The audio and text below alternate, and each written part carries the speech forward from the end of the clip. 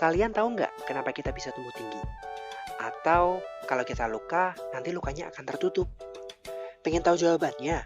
Yuk kita cari tahu. Hai, saya Bagus, kelas 12 MIPA 6, nomor absen 8, dari SMA Negeri 3 Demak. Kali ini kita akan membahas tentang pembelahan sel secara mitosis. Apa itu? Yaitu pembelahan yang terjadi pada sel di tubuh atau biasa kita sebut dengan sel somatis yang bertujuan untuk pertumbuhan dan regenerasi luka. Secara garis besar, proses pembelahan sel secara mitosis ada dua. Yang pertama adalah tahap interfase dan yang kedua fase mitotik. Fase mitotik ini dibagi lagi menjadi 4. Profase, metafase, anafase, dan telofase.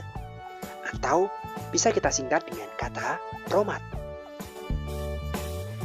Nah, sekarang kita membahas tentang interfase dulu. Dalam fase ini, membran sel dan nukleus masih terlihat dengan sangat jelas. Di sini kromosom dengan tanda X juga belum terlihat. Karena pada tahap ini kromosom masih dalam bentuk benang-benang kromatin. Kemudian ada juga organel yang disebut dengan sentrosom. Ternyata di tahap interfase ini masih terdapat 3 tahapan lagi. Secara garis besar ada 3, fase gap 1, fase sintesis, dan fase gap 2. Dalam fase gap 1, sel mengalami pembesaran. Secara otomatis, organel di dalamnya juga akan ikut membesar. Lalu, fase sintesis. Dalam fase ini, sel akan mengalami replikasi DNA dan sintesis protein. Kemudian, fase gap 2. Fase ini terjadi pembelahan sentrosom. Kemudian, kita akan lanjut ke persiapan pembelahan sel. Masuk ke tahapan mitotik. Yang pertama, pada tahapan profase. Dalam profase ini, benang-benang kromatin tadi akan menebal dan memendek membentuk tanda X yang disebut dengan kromosom. Lalu, nukleus dan membran inti akan memudar. Sentrosom yang membelah jadi 2 akan membentuk sentriol. Di sentriol akan muncul yang namanya benang-benang spindle. Tahapan kedua adalah metafase. Nah, kromosom tadi akan berjajar di bidang ekuator. Kenapa begitu? Karena kromosom akan ditempelkan oleh benang spindle melalui kinetokor yang terdapat pada tengah-tengah kromosom. Masuk ke tahapan ketiga, yaitu anafase.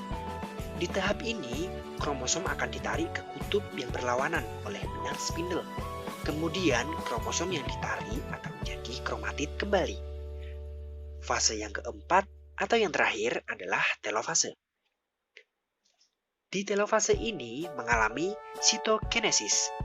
Apa sih sitokinesis itu? Yaitu pembelahan sitoplasma, di mana sel induk yang cuma satu akan membelah menjadi 2 sel. Kemudian kromatid tadi akan berubah menjadi benang-benang kromatin. Lalu membran sel dan nukleusnya juga akan muncul kembali. Sentrosom yang tadinya berubah menjadi sentriol akan berubah lagi menjadi sentrosom. Jadi, hasil dari pembelahan sel mitosis ini membentuk 2 sel anak.